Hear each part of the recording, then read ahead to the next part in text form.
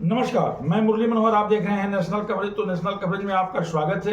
आज हम एक ऐसे शख्सियत की बात करने जा रहे हैं जिनसे प्रधानमंत्री डरा करते थे, इंदिरा गांधी डरा करती थी, चौधरी चरण सिंह डरा करते थे, मोरारजी देसाई डरा करते थे, विश्वनाथ प्रताप सिंह और राजीव गांधी डरा करते थे।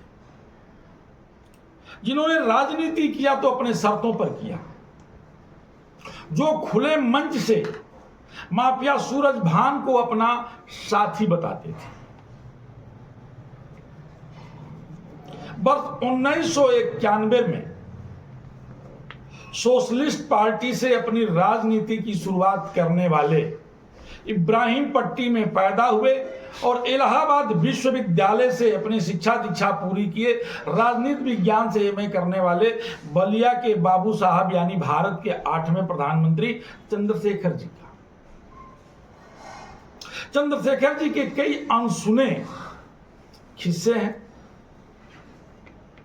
चंद्रशेखर जी को जुआ तुर्क नेता कहा जाता है। एक बार चंद्रशेखर जी इलाहाबाद में आचार्य नरेंद्र देव को निमंत्रण देने के लिए पहुंचे। बलिया में एक बहुत बड़ी छात्र सभा होने जा रही थी। उन दिनों आचार्य नरेंद्र देव बीमार थे। वहां डॉक्टर लोहिया बैठे हुए थे। आचार्य नरेंद्र देव ने चंद्रशेखर जी के इस प्रस्ताव को ठुकराते हुए कहा कि मैं अस्वस्थ हूं, मैं नहीं जा सकता, आप डॉक्टर लोहिया को क्यों नहीं लेकर के जा रहे। डॉक्टर लोहिया ने कहा कि कल मेरी कलकत्ता में पार्टी के कार्यकारिणी की बैठक है, मैं कैसे जा सकता हूं। चंद्रशेखर ने तुरंत रास्ता निकाला और चंद्रशेखर जी ने कहा कि आप दिन में जनसभा करिएगा, शाम को हम जीप से बक्सर छोड़ देंगे और बक्सर से आप कलकत्ता के लिए रवाना हो जाइएगा। डॉक्टर राम मनोहर लोहिया इस प्रस्ताव को स्वीकार कर लिया और छात्र सभा के होने वाले महासम्मेलन में आने के लिए अपनी अनुमति दे दी। बलिया रेलवे स्टेशन पर ज्यों ही डॉक्टर राम मनोहर लोहिया उतरे, चंद्रशेखर से पूछा जीप कहां है। चंद्रशेखर ने कहा कि आपको जीप शाम को चाहिए, हम आपको जीप दे देंगे, आप बक्सर चले जाइएगा। डॉक्टर लोहिया बड़बड़ाने लगे।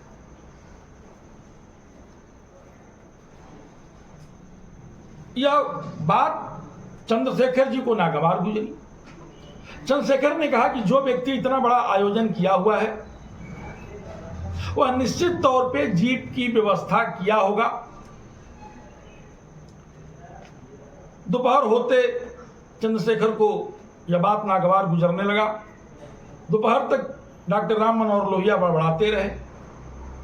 चंद्रशेखर ने कहा कि बहुत मेरी बेइज्जती आप कर चुके हैं, वो है आपकी जीप और वो जाता है बक्सर को रास्ता, आप चले जाइए, मेरे जनसभा में आपके रहने की कोई जरूरत नहीं है, आपने बहुत मेरी बेइज्जती किया। डॉक्टर राम मनोहर लोहिया सन्न रह गए। यह पहला मौका था जब किसी जुआ तुर्क ने राम मनोहर लोहिया को पलट करके इस तरह का जवाब दिया था।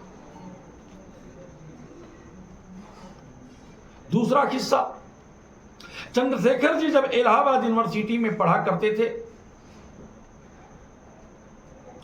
इलाहाबाद यूनिवर्सिटी में प्रत्येक दिन चंद्रशेखर जी अपनी दाढ़ी बनाते थे। उन दिनों इलाहाबाद यूनिवर्सिटी में एक वाकया हुआ करता था। परीक्षा देना, परीक्षा दिलवाना, लोगों के साथ जाना। हॉस्टल में चंद्रशेखर जी के अति करीबी किसी विद्यार्थी ने चंद्रशेखर जी से कहा कि जयपुर में मेरा पीएचडी का एग्जाम है, मैं बीमार हूं और मुझे टीबी की शिकायत है, फर्स्ट क्लास का टिकट मिलेगा, अगर आप मेरे साथ चलोगे तो मेरा काफी सहयोग हो जाएगा। पहले तो चंद्रशेखर आनाकानी करते रहे, लेकिन बहुत रिक्वेस्ट के बाद अपने उस साथी के सलाह को स्वीकार कर लिया। चंद्रशेखर उनके साथ जयपुर पहुंच गए। 3 दिन तक जयपुर में रहना था। होटल में चंद्रशेखर जी ठहरे हुए थे। चंद्रशेखर जब होटल से निकल करके अपनी दाढ़ी बनाने के लिए जयपुर के सड़कों पर गए तो कोई नाई की दुकान नहीं थी। एक दो लोग मिले भी तो रास्ते में ईंट पर बैठ करके दाढ़ी बनवा रहे थे। इलाहाबाद यूनिवर्सिटी में पढ़ने वाला कोई भी विद्यार्थी इस तरह से अपना दाढ़ी नहीं बनवाएगा। चंद्रशेखर जी होटल लौट आए। यह 3 दिन तक होता रहा। चंद्रशेखर जी की दाढ़ी बढ़ गई थी।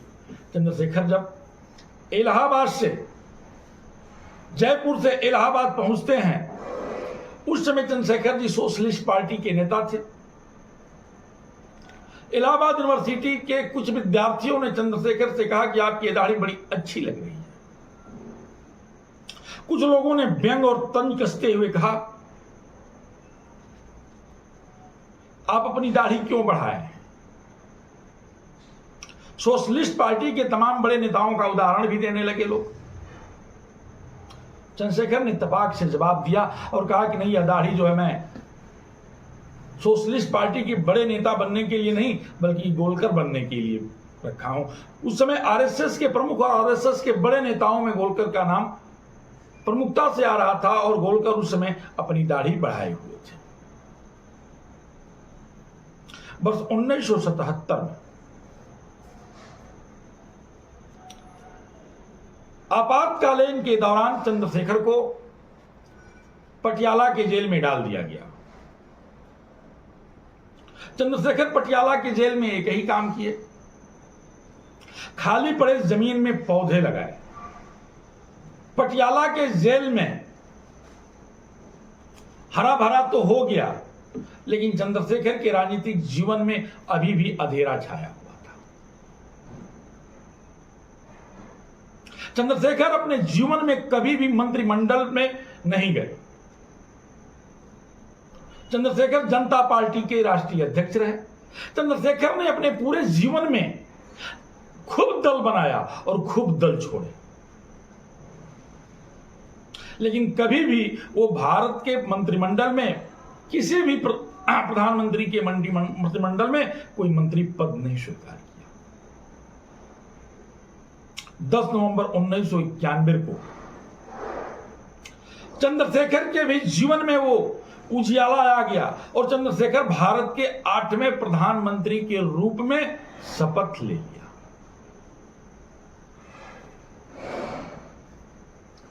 जनता पार्टी की सरकार बनी हुई थी और जनता पार्टी के आपसी कलह की वजह से यह सरकार 2-2.5 साल में ही धराशायी हो गई। चंद्रशेखर जनता पार्टी से अलग होकर के कुछ सांसदों को लेकर के एक नए दल का गठन कर दिया। उस समय के तत्कालीन नेता राजीव गांधी के समर्थन से चंद्रशेखर जी ने सरकार बना दिया। सब लोग जानते थे कि चंद्रशेखर जी का भी वही हश्र होगा जो इंदिरा गांधी ने चौधरी चरण सिंह का किया था। मात्र 18 दिन में चौधरी चरण सिंह की सरकार को गिराने का काम श्रीमती गांधी ने किया था, वही काम राजीव गांधी भी इस सरकार का करेंगे। सरकार राजीव गांधी गिराना भी चाहते थे, देश को एक बार पुनः चुनाव में ले जाना चाहते थे राजीव गांधी, लेकिन राजीव गांधी चाहते थे कि संगठन को पूरे देश में मैं मजबूत कर लूं और चुनाव के लिए मैं एक माहौल खड़ा कर लूं, उसके बाद सरकार से समर्थन वापस लूं और समर्थन वापस लेने के बाद देश में एक बार पुनः चुनाव का ऐलान करा। उसका कारण बना पूर्व प्रधानमंत्री राजीव गांधी के आवास के सामने 2 हरियाणा के पुलिस देखे गए। चंद्रशेखर के ऊपर यह आरोप लगा कि राजीव गांधी का चंद्रशेखर जासूसी करा रहे हैं, जिनके समर्थन से ये सरकार चला रहे हैं उन्हीं नेता का जासूसी चंद्रशेखर जी करा रहे हैं। चंद्रशेखर जी ने शाम को राजीव गांधी से बात की, राजीव गांधी को आश्वस्त किया कि आप निश्चिंत रहिए, हम इस पूरे प्रकरण की जांच कराऊंगा। लेकिन 3 दिन तक सदन की कार्रवाई कांग्रेस के सांसदों ने नहीं होने दिया। चंद्रशेखर ने यह निर्णय लिया कि अब मुझे इस्तीफा दे करके लोकसभा भंग कराना चाहिए। चंद्रशेखर जी सदन के अंदर अपना भाषण दिया और सीधे वहां से निकल करके राजभवन के लिए चल दिए। इसकी सूचना जब राजीव गांधी को मिला कि चंद्रशेखर राजभवन अपना इस्तीफा देने के लिए जा रहे हैं, तो राजीव गांधी ने तमाम नेताओं को चंद्रशेखर से इस्तीफा न देने की अपील की। चंद्रशेखर ने बड़े बेबाक टिप्पणी करते हुए कहा कि चंद्रशेखर दिन में एक निर्णय को 3 बार नहीं बदलते हैं। चंद्रशेखर ने जो निर्णय ले लिया है वो ले लिया है, अब जो भी बात मैं सुनूंगा इस्तीफा की बात सुनूंगा। और चंद्रशेखर ने इस्तीफा दे दिया प्रधानमंत्री पद से। आज इतना ही।